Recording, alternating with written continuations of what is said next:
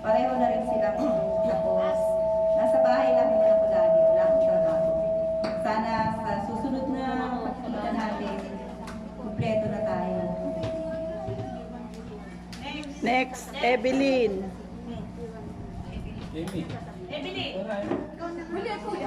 Huli daw siya. Nagtitilim na yung paligid.